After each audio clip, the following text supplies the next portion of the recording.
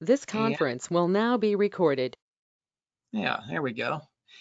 All right, so I'm going to do a few introductions here, and then we'll go ahead and get right into the content and see what we can discuss here with the time we have. So my name is Johnny Kocher, and I am the Assistant Director for Residence Life at West Virginia University.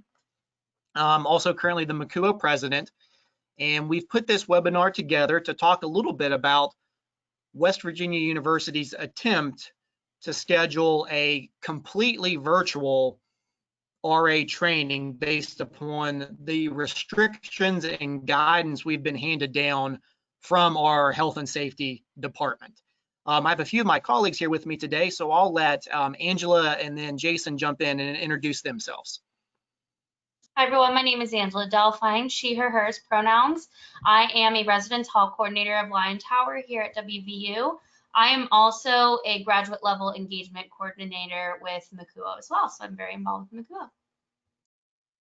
Hi, I'm Jason Brick. I'm a residence hall coordinator here. It takes care of Brook Tower here at West Virginia University. All right, so Jason and Angela and myself make up our RA training committee that is tasked with training our RAs every year.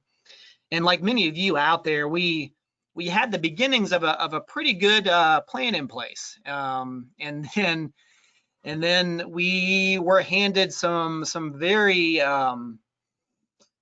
drastic alterations to our plans not too long ago, where West Virginia University is intending to return to campus at full occupancy here in just a few weeks. However, we have been given very strict guidance that, you know, social distancing and so many people per room, and we are going to be having residents moving in over an extended period of time.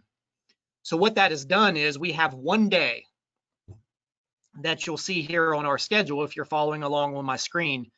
We have one day in which our RAs arrive back based upon their contract on August 7th. And then move-in begins on August 8th with residents, with about 100 residents moving in per residence hall throughout this week of August 8th. So that is what we were handed. We were told, move your RA training experience to virtual because we can't have RA staff in a room together. And also, we are going to have handfuls of RAs assisting with move-in during the day. So this is what we came up with. And I'm going to walk through the schedule here before I start going through some of the components that we are using as strategies to deliver some of this content. And please, like I threw out there, at any time you have questions, you've tried something differently, or you need clarification on something, you know, please just unmute yourself there, throw something in the chat, and we'll be happy to address that. So with our schedule here, the only thing we knew for certain was the meal times. So our dining halls will be operating on a limited schedule. That way they can clean and sanitize in between the meal times.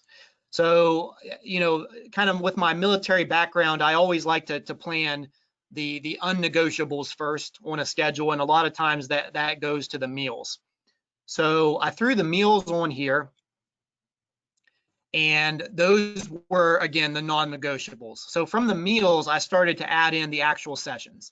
So with our schedule here, you're going to see two very distinct educational strategies. One being the yellow collared fields, which are what we termed in-hall training. So this is where a hall director would conduct a Zoom meeting with their RA staff, which is typically 15 to 20 RAs. So they would lead a Zoom meeting with their staff going over this topic. The blue cells are a recorded session. These are typically ones where we would do in a large auditorium setting, and campus partners or a departmental leadership individual would present on this topic. And that's what they would look like. So that's kind of the two different strategies we had. The hall director leading a live in-person Zoom with their staff and a recorded session that the RAs navigate through.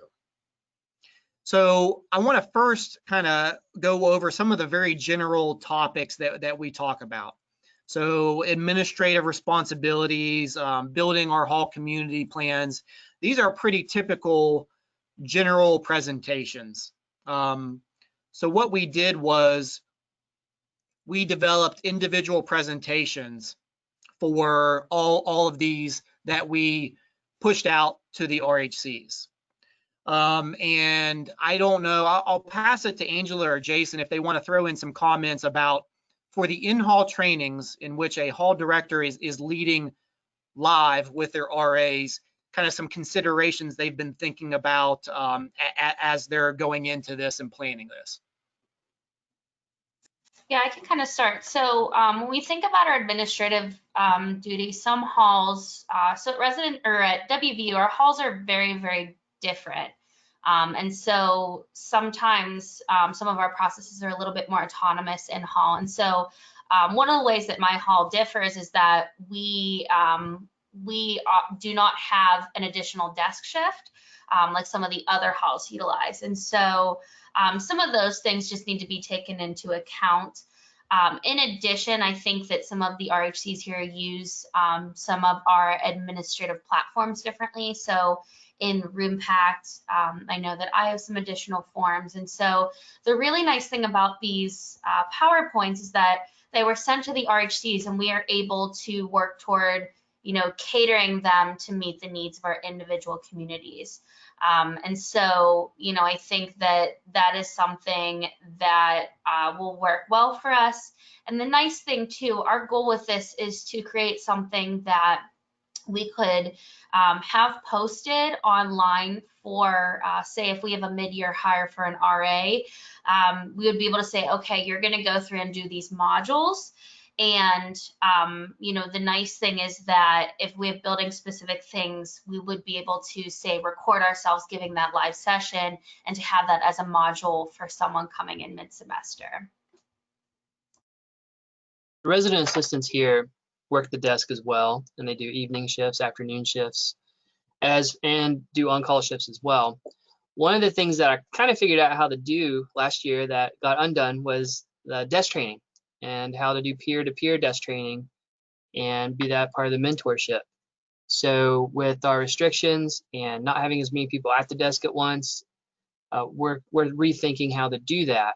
But like Angela said, many of the things that we do, just because of our physical environmental landscape of the different buildings, we just have to train each staff a little bit differently, even just locations of things. So we've tried to make these PowerPoints to where I can take the PowerPoint and she can take the PowerPoint. It's 90% the same. And then we use it as a guide to do that, to make up for that physical desk training that now would be very hard. Last year, I'd gather them all up and literally answer the phone the way I wanted to, show them how the forward calls in batches. And that's just not something that I can do. Also, we're doing move-in at the same time. So there'll be people working at the desk. So I can't even do some obnoxious thing where I take an iPad up and film myself doing those things, in real time. So there's some challenges to that part, but shoring up a lot of the other things we did is going to make that a lot more manageable for us. And we've kind of accepted that there'll be some things that we do on the fly, such as if there's a weakness in that we didn't know, we'll have a little bit of an opportunity to make that up pretty quickly. So as I mentioned, all of these yellow cells correspond with a PowerPoint we've created with general departmental information that the hall directors will then schedule a live Zoom with their RAs to go over. One important thing to note with our schedule, the unique challenges we're facing at WVU is that we are going to have residents moving in and other things going on while we're also attempting to train. So as you can see, although there are times associated with the meal shifts, there are no times associated with the actual sessions. So what we are attempting to do is say, hall directors, by the end of August 7th, we would have liked you to have completed all the sessions for that day. The time in which you complete those are up to you. You set your Zoom, you establish the time of it, and you give that out to your RAs and make sure they attend that. It's up to you. And that allows each residence hall and each hall director to plan according to the strengths of their desk management staff and their responsibilities during move-in. So if a hall director wants to be more involved in the move-in process during the 8th, they could theoretically move all of their items into the afternoon and evening times. That way they could devote themselves to move in during the morning and shift the content to later in the day. And that is their flexibility to determine that. So again, as I mentioned, all of these yellow cells associated with an actual PowerPoint presentation. So what about the actual blue item? So I mentioned that not all of these things could be done with a presentation. Our campus partners did not have the time to make extensive PowerPoints and items like that. So we were relying on them to record some videos using Zoom, GoToMeeting, or something like that. So all of these blue cells are a recorded session, and during the days that those are there, the RHC, the hall coordinator, the hall director, terminology we use at WVU, they ensure that their resident assistants engage in these sessions throughout the day. Now, we know RAs, one of the biggest questions we had, how do we know that they're actually watching the videos? How do we know they're not just, whatever? Because, during this time, the RAs are likely going to be in their rooms. What are we doing to make sure they're actually doing what they're supposed to?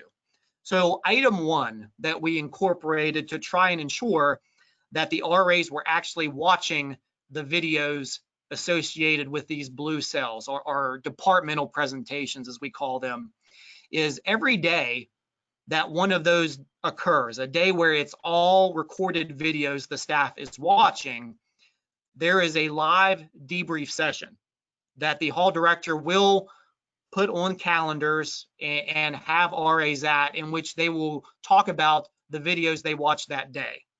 And that'll be a good check on learning for hall directors to see, okay, does it seem like everyone is understanding the presentations on our mental health, our equity assurance, and our diversity, equity, inclusion? Is everyone feeling good with what they watched? Here were a couple things that I would like to emphasize and prioritize. Everyone feel good. So that way a hall director in this debrief session that they schedule and manage live with their staff can get a little bit of a feeling of if anyone just skimmed over it. Now, I next want to take you directly to the modules that this looks like. So we didn't simply send out a handful of video files to all the RAs and say, watch these. We're pretty fortunate at WVU to have, we use eCampus as our online learning software. So I would encourage some of you out there, you might have a Teaching and Learning Commons or some kind of tech office that actually has the ability to provide you all with Zoom accounts or accounts for some type of online learning platform that maybe you have not thought about as something for residence life, student affairs to use in the past, but is actually something that department on your campus is more willing to share with you. So I'm going to show this one more time. All the blue cells correspond to a video, just like all the yellow cells correspond with a PowerPoint presentation, and move over to what our modules look like. So if you all want a good laugh, the reason I have to show you a screenshot of this is our online learning platform is down for maintenance for the next week and a half. So we had to scramble to get some of this stuff built into the system prior to that downage. So when you log into this is normally where a student would log in to see if they have online classes. and what the online classes they have are.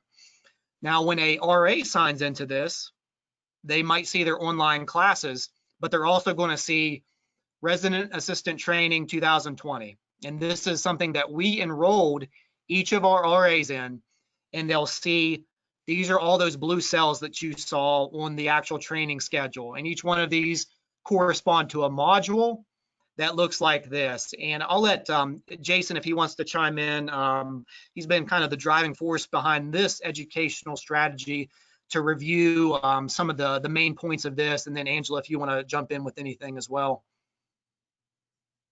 Yeah, so eCampus is based off of Blackboard. If you've used that before, you can probably tell from the shell here. And we found out that we can host these, use it basically like a course, take the quizzes as a pass-fail, and our session reflections would be more of what we would do typically in person with a debrief or chatting after. We're just fielding some of those questions. Now, you saw on the schedule, we have an opportunity for that as well. But we know with move-in and all these other things that the RAC's time isn't as guaranteed as it typically would be. And so we're building this in as a catch-all in case that part fails or as an addendum to that. So we're making sure that everyone's answers get answered. It's a great year for someone's answer not to, so we're doing everything we can as a catch for that. Most of our campus partners, like you said, are sending in videos, chats like this with multiple people in their departments chiming in. We have some that have some really well developed PowerPoints, and so they'll be able to reference these all year. They're all built into this shell already, and it's just hidden from them all the material. So like Angela said a while back, if somebody decides this isn't for them and we hire somebody in October, we can get them through this course in a way that's not going to put us completely underwater in that busy October time that we have, which I imagine will be happening again this year. And so they can be trained better than normally during the year. And this is just something that we can prove what people have been trained on. And that's something I think a lot in residence life and looking at conferences and learning about training. It's hard to always show what all we did because it's self-training that hall directors do or campus partners do. But if anyone ever asks us what RA's credentials are, what they know, what they can do, we can walk them through this, and it's very provable that they're capable of the high expectations that we give them here. And I think along the lines of, this being recorded and having it saved in this location, we can use this as a continuing ed tool if we have an RA who maybe is unsure of something or who may have not followed through with a policy or process appropriately. We can then, if we have to write a disciplinary letter, assign them one of these to go through again. So I think that is also a really handy tool that maybe prior to COVID, we didn't necessarily think about having that, but being able to access a full training at any point that they can revisit is a really great tool. So just to review here, this platform we use, we are fortunate to have it here, but in theory, you would not necessarily need an elaborate system like this to do this. When you click on the different units here on the side, so this would be, I've logged in, I've clicked on Resident Assistant Training 2020, and then I've clicked on Department Welcome COVID-19 Safety, and this comes up right here. This area here. So on this, we simply have a place where we're going to put a URL to a video. So one thing we found was the video sizes, like when you record a session like we're doing right now, it doesn't necessarily work the best to upload that into a system. So we've created a free YouTube account, and we are uploading all of our videos there. And then we're simply putting the URL link here. And you can see there's not one there yet, but we'll just paste it in there. And that way you click on this, you get to this page, and all right, okay, there is a link right there. I'll click on that, You take the quiz, which we've been pretty adamant. We're not trying to make this a very difficult item. We have a 5-question anyone that has a general understanding of this topic would be able to pass this quiz. We have it set up for 2 attempts, just to allow the RAs time. If they do get tripped up, they can try it again. The reflection, as Jason said, when you click on session reflection, it's not like the multiple choice quiz, which is basically just keeping the RAs honest. The reflection is, hey, what questions do you still have after watching this video? How do you think this will most impact your job as a resident assistant at West Virginia University? That's the data we want to see where we might need to provide some continuing education or something like that later on. That's why we're using 2 assessment strategies, the multiple choice and reflection. So again, you don't necessarily need an elaborate platform like this if you simply have YouTube URLs that you can acquire for free after you record a session. You could use a free survey software, again, like Google Forms or something like that, to create a quick multiple choice or submit a reflection. And then we've simply added a resources section at the end of each unit to collect university information and websites. The one thing I will point out that we've added is we're trying to remain a little bit flexible, and we've added a tab at the bottom for live links. So, Angela is all about, really the camaraderie and the motivation of RAs. And we know that we're going to miss a little bit of that if we move everything virtual like this. So we're thinking about some live trivia events, some social activities in the evenings. And although we don't have those things built yet, what we're anticipating doing is being able to send out a notification to our staff, hey, tonight, live bingo event at 8 o'clock, Zoom link is on eCampus, and they would click on this tab here and they could see the live Zoom link, and then they could engage in that social event if they wanted to that evening. So we left a little bit of flexibility in our plan by adding a tab there where if they clicked on it, they could see us adding in live Zoom links as we felt were necessary. The last thing that I wanted to show you with this is, so with this that you're seeing right now, video presentation, departmental welcome, when this is built, they would click on the link that was there, and then as Jason said, you would see the video come up, and they would simply watch the video. And I just want to kind of just show you, this is a departmental one, so this is not necessarily a campus partner. But you'll see with the Zoom here that we used for this recording is it's simply a group of hall coordinators. You can see us, in the top right there. It'll rotate through us as we talk through the slides. But it's just a recording like you would have for a online class, and it might not be the most exciting thing in the world. However, there is a little bit of anytime you get myself and Angela and a few people, on a call, we try to joke around and make it, a little bit fun for the RAs to sit through. But so they watch this video, and then after the video is complete, they take the quiz, in which they do 5 multiple choice questions to prove that they've watched it. They do the reflection where they're asked, hey, from watching the video, what questions do you still have? How do you think this will impact your job the most? And that gives us a lot better qualitative data of where we might need to add in something else later on. And that is our recorded session component to our current training plan. And I want to reiterate something Angela and Jason both hit on, is that as we've been forced to explore this option, we've really found something that I think is going to stick with us. No matter what the new normal is in the future, we have, as many of you out there probably have as well, we've struggled with planning RA training events with the considerations of travel, transportation, and all these things. We're a large campus, and we have to move people all over if we want to do one session.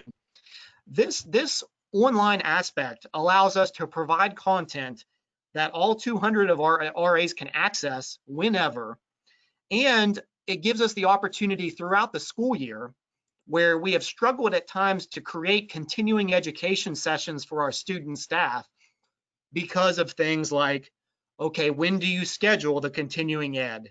It has to be after classes, or then most of the RAs can't make it. If it's too late, the RAs in our case are going to be working at the front desk of each residence hall. So you're going to miss right off 20 or something RAs. How do they make up the content? Is it, if someone misses it, excusals?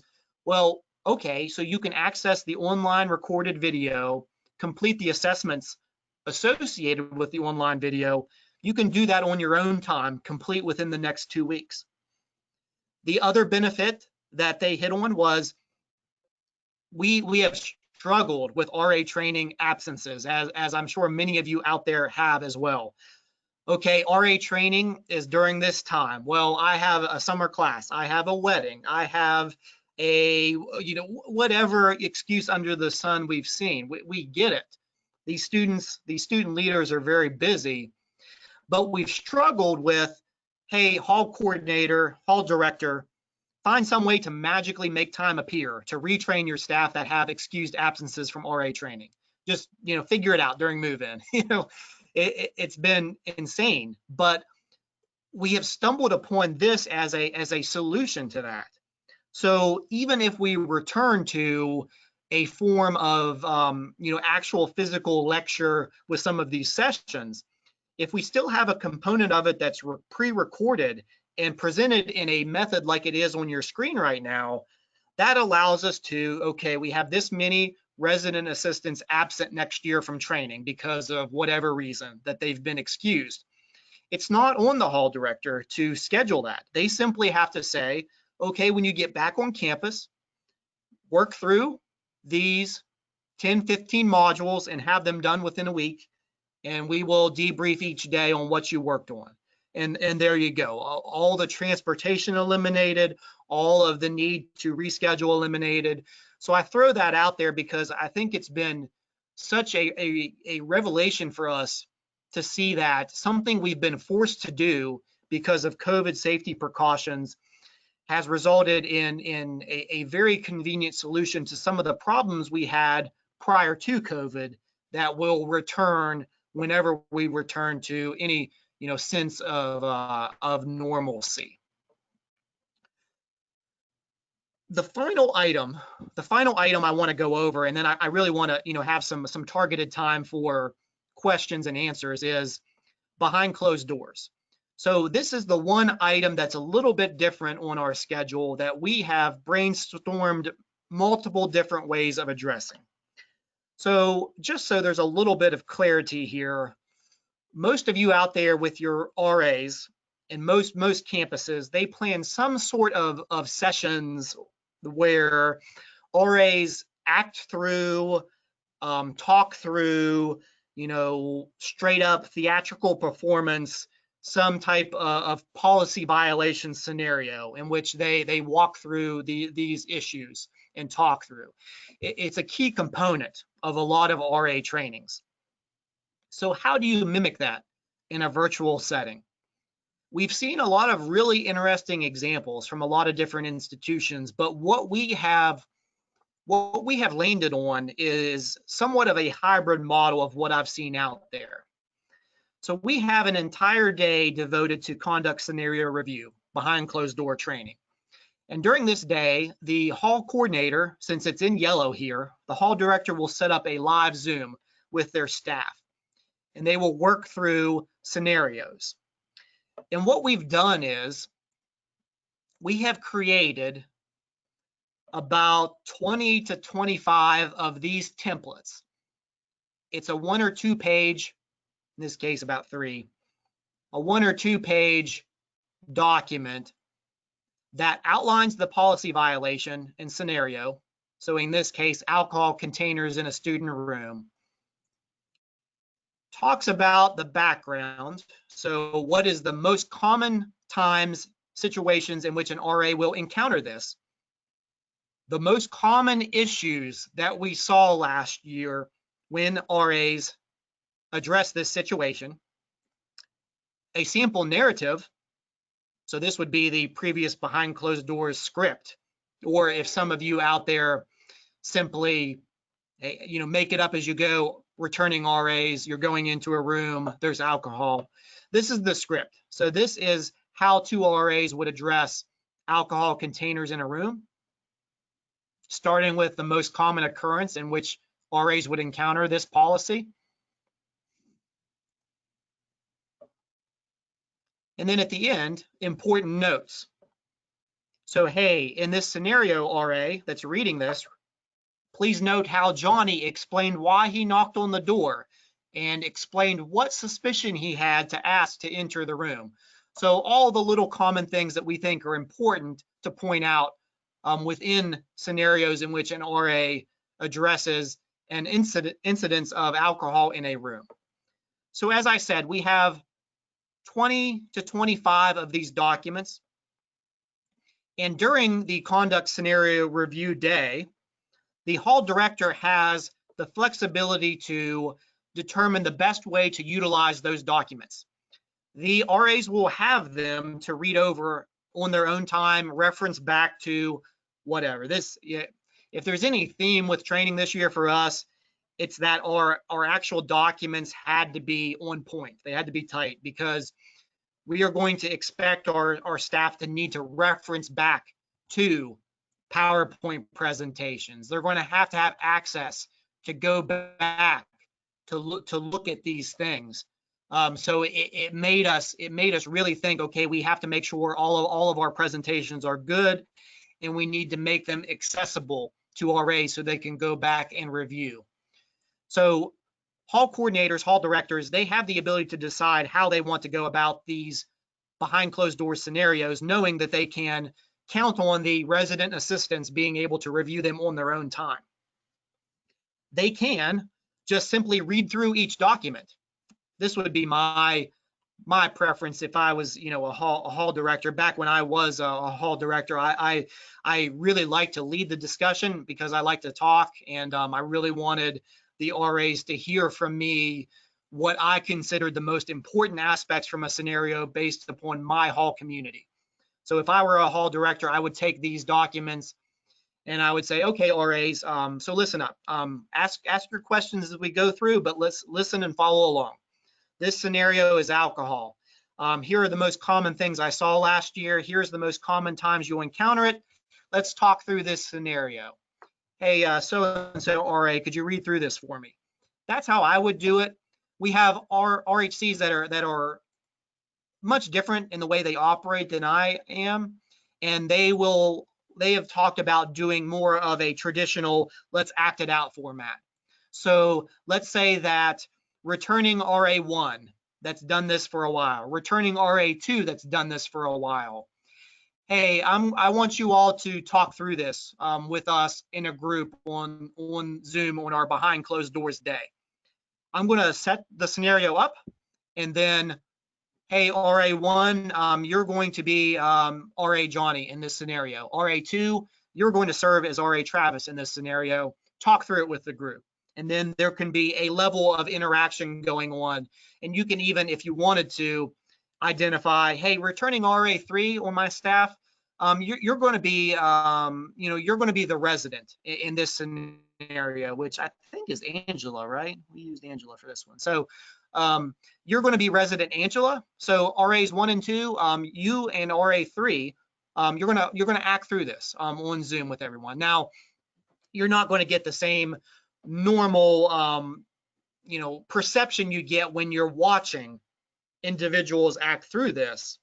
However, that was our point in important notes from the scenario, because what you can't see with this is that in our case, the RAs approach a room in a certain way. They stand in a certain way so that entrances and exits are not blocked. They do things in it. So we can't do that, but we can point them out in text and make sure that they consider those things. So I want to throw that out there to Angela and Jason to comment on, thoughts on what they think will work well and what we still might be a little bit concerned about with this plan. And we're trying to continue to brainstorm how we can strengthen this educational strategy. But again, just as a review, On our conduct scenario review day, our behind closed door day, the hall directors will have 20 to 25 documents that are spell out a scenario, the most common times that staff encounter those scenarios, a sample narrative, and important bullet points. And then they can then go through those with their staff. Also important to note that we have 20 or 25. It's the expectation that we're looking at hall directors identifying the most critical 5 to 10 and going through those. And then the staff can read over the additional 10 when they get a chance. So Angela and Jason, thinking about this, I know we've talked some, what do we think is going to work well with this, and what do we think still might need some work with this plan? I think one of the pitfalls is something I mentioned earlier with just our inability to maybe understand how much time other things will take during this time. So you see it's a whole day. What we've done to counteract that is made everything in print. So worst case, having some very experienced RAs going over this, even combining staffs for this, if we're just completely being wiped out by this time. I think that's our concerns about it, is just like everything else is just time on, FaceTime with staff. This is the thing where the reason we did it this way is to do that one-on-one, like Johnny was saying, very personalized walkthrough. He and I did that last spring with a smaller group, and we really liked the feedback they gave us, and the efficacy they felt with that. So we wanted to multiply that. So I think that might be the toughest part. As far as what's going to work about it is having those documents and having those vetted to where even if one of Angela's popped in and she was on, had some crisis move-in issue, and I had to cover for some of her staff, I could still do it because it would just be this universal thing that we all have these good tools for now. So it might not happen the way we want it, but with the documents we have, it'll eventually get done. I think too, we have to consider COVID implications of everything that we handle. And so we've had a lot of discussion over, well, what if you knock and the resident doesn't open the door, or the RA is not comfortable going in? That looks like, okay, you're going to document that room, and the RHT will follow up with that conduct piece and that conversation of determining whether or not there's enough evidence for responsibility. So I think that all of those situations will have to have some further conversation regarding how their jobs are impacted by COVID and what that's going to look like. I think in addition to, some institutions will have, like us, will have RAs, documenting students for not wearing masks. And that is information that we're still collecting pieces of what that is going to look like here. Because it's easier said than done. Okay, you document them for not wearing a mask, but I think when we think about RAs, especially with something new that they're documenting, we have to really process that out for them, and not just assume, oh yeah, you're just going to document them. I think that having a scenario established for them is still very beneficial. And then the final piece too that I just want to acknowledge is that they're still doing community walks, and so, or rounds, that most institutions call it. And so that's one of those things that I think still has to be done, in real life. You have to know what nooks and crannies to look in your hall. And so that is something that I have a returning staff member paired with the new RAs, so that they can social distance, wear their masks, and do a community walk safely in real time so that they know what to look for.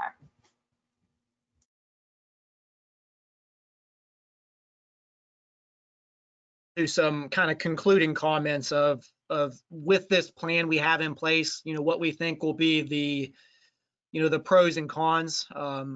But I wanted to address some questions here. I know we got one in the chat, so I'll go to Liz's question first. Feel free to put additional questions in the chat if you would like, as well as feel free to unmute yourself and ask your question. Liz was saying here, the majority of their training online, pre-recorded. Tips about keeping this fresh, for residents and keeping them engaged. And this is a big one, because we know with online training, with online classes, with all the Zooms we've been on, there's the tendency to become disengaged. And especially with our student staff, how do we make sure that they're actually, looking at this material and working with it? So I think the first thing we did was we committed to making things half and half. So instead of simply recording everything, we kept half of it live Zoom. So it's not necessarily the same as an in-person session, but the RAs are going to behave a little bit differently in a live Zoom with their supervisor leading the conversation than they are on our schedule, one of these blue fields where they are simply watching something and working on a online component on their own. So that was one thing we did. The other item that we did, which was for these pre-recorded sessions that we were most maybe concerned about of someone just simply, skipping through it or whatever, is the language. The language is pretty strong on these. So my screen might have been a little bit too small for you to see. So, but we tried to put some strong language there of, hey, look, after this component, so to complete the unit, departmental welcome and COVID-19 safety, to complete this unit, RAs, you must score a 5 out of 5 on this quiz, and you only get 2 attempts. So we're hoping that makes them take it a little seriously. And there's also language on each of these assessment items that the RA will see immediately when they click on the unit that, hey, we can track this. So if it looks like you haven't put the effort into the reflection response, if you haven't spent a lot of time on this page, which for Blackboard, it's one of the nice components of it, is we can see how long someone spent sitting on this page. So we tried to use that strong language of, so if you were only on this page for a few seconds and your reflection is a total of 5 words, then guess what? We're reaching out to you and you're going to redo it. Same thing with the session quiz. So we're not going to make it so tough that you can't, you're going to have to spend hours trying to track down answers. But if you just try to click through it and you fail it twice, then you are untrained and you're going to have a follow-up meeting with your supervisor to make up some of the material and see where your misunderstandings occur. So I know that's more leaning towards the kind of negative reinforcement side of things. But we thought that would be important that, hey, look, this is training, staff. It's a requirement of your job. So we need you to take this seriously. And if you don't, and your assessments for each unit reflect that, then you're going to be redoing the work. Now, I can say that it's not all negative, in harsh language.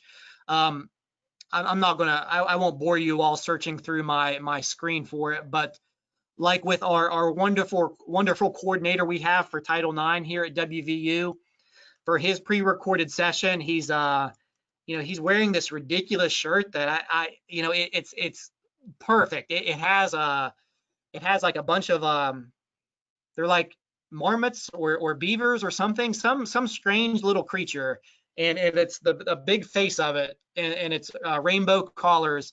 And he has these wonderful rainbow things in the background, and it's like, wow, that I watched the first 5 seconds of that video and I was like, wow, this is interesting.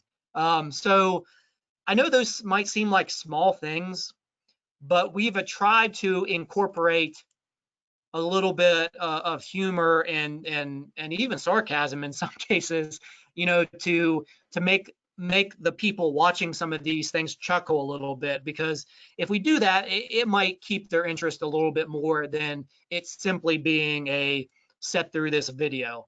And if you're someone that has no humor at all, then hopefully the understanding that you're going to have to pass a quiz after this will at least keep your attention somewhat as you're setting through. So those are a couple things that we've tried to try and keep everyone's attention in engagement in these things. And I know Jason, you can jump in if you want. There are some things that we wanted to try like discussion boards and some other things that we just didn't get to this year. But there's some other things out there that you might be able to try, for the engagement thing during these online sessions. Yeah, the ones of us that typically carry the weight of making this kind of an engaging time, we just don't know how our time's going to be. I said that a couple of times, so we're not building that into it. What I hope to do in that first day is just set the tone for people as well, that there's a suggested time to do these things, but if you need to air instead and you need a break, you know how you learn. These are all good students and people that have been here for a while and they've used Blackboard, so they know how they learn. So I'm going to also trust them to engage with this the way they can. I can't sit through 6 hours of training. I can't do it. I have technically done it this summer poorly, and so I know that I can't expect them to do that as well.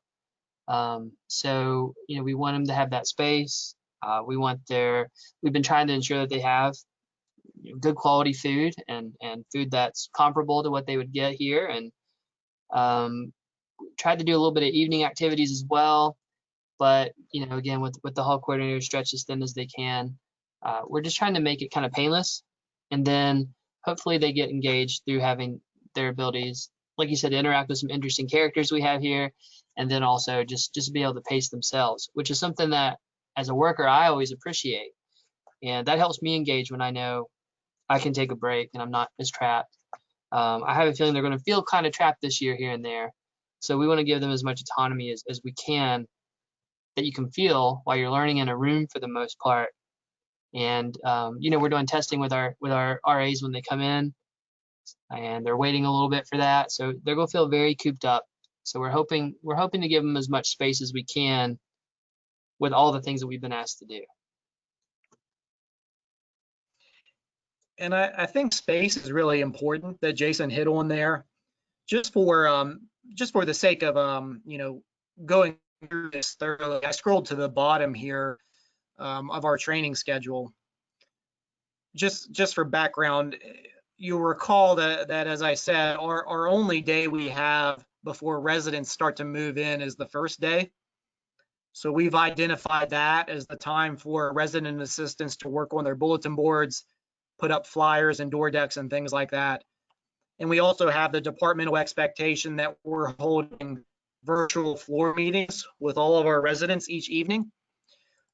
So with that understanding, you can see the gray space here is we've tried to ensure that unless at the hall director's discretion, training needs to go past dinner in the evening, that it doesn't. That way the student staff have that space to unwind, talk to one another, do what they need to do. And it actually, this is somewhat of a reverse from what we've tried in the past. The schedule lightens up towards the end instead of intensifies. So when you get to these last couple of days, the schedule will actually wrap up around lunchtime, and then there'll be time for makeup or time for, just for the student staff to be students for a second and worry about their classes that are coming up. So that was another thing we did to try and keep them engaged and fresh, was to not have them, sitting through these things and be, we could have easily had them be done with this training in 3 days, 4 days if we wanted to, and just stretch it all through the entire day and into late evening. But that's not what we wanted to do. So that way they had some time for themselves. So what else do we have there? We have about 6 minutes remaining. Does anyone else have any questions about our plan that we've put into place, how we came about that component of the plan, or just want to talk out loud about some of the concerns, struggles, or even successes maybe that you all have out there with some of what you're working through at your own institutions? I'll open the floor to anyone that wants to unmute or throw anything in the chat.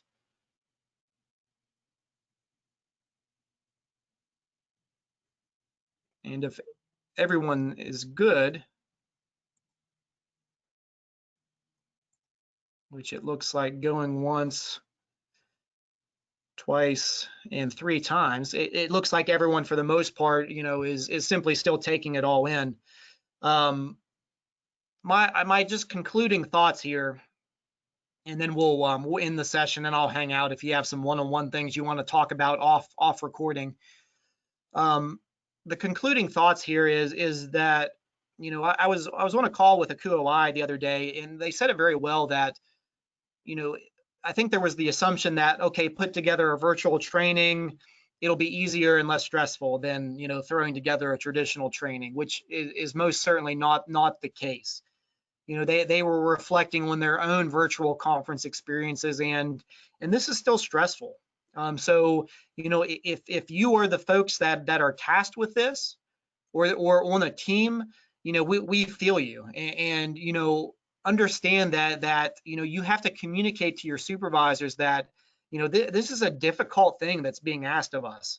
You know, a very difficult thing, and we have to advocate for ourselves and our own kind of just mental, you know, our mental health by, you know, hey, look, I know you're asking a lot of me with this, but you know, you're still asking me to plan a training, and a virtual training is not easier than a physical in-person training. And then second, I can't stress enough the satisfaction we've received by identifying components of this that we are going to carry on to future years when we are back to our ability to host things physically. This will be how we conduct makeup training.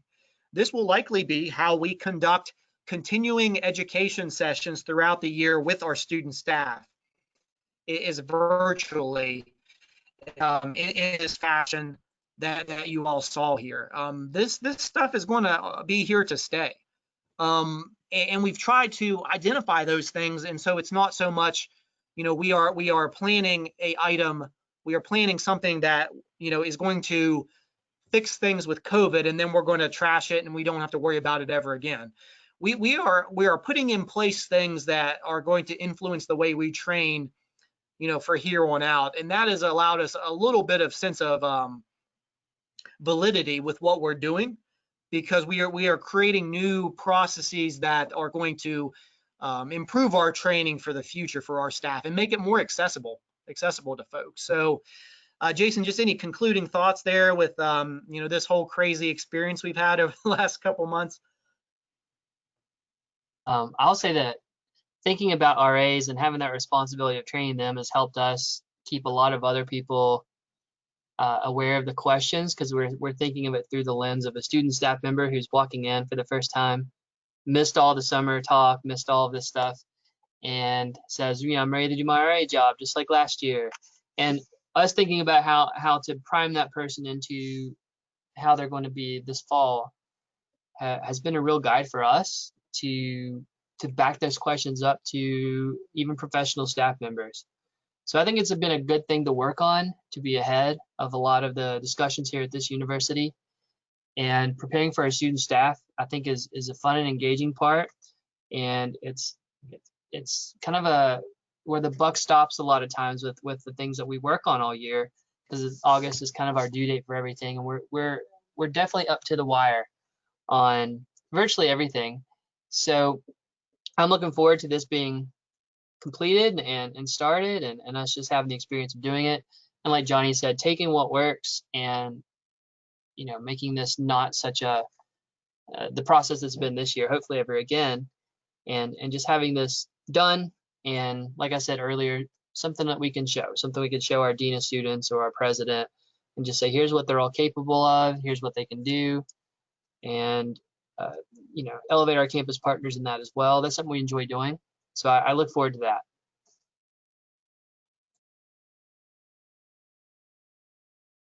All right, folks. Well, we really appreciate you all taking the time out of your busy schedules to engage with this webinar.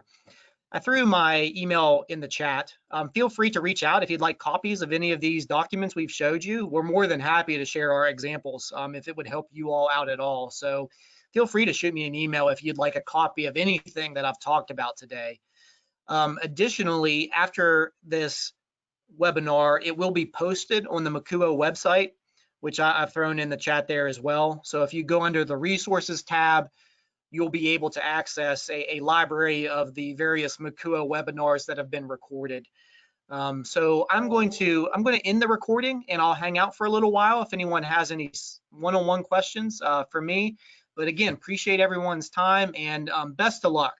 Best of luck out there as we enter this new semester. Remember, what we're doing, what we're doing is critical to, to the engagement necessary for students to be successful in college. So things might look different, but our mission remains the same, and it all begins with is student staff training. So, good luck out there. Let us know how we can help. We'd love to, continue the conversation after this. Just reach out. So I will stop the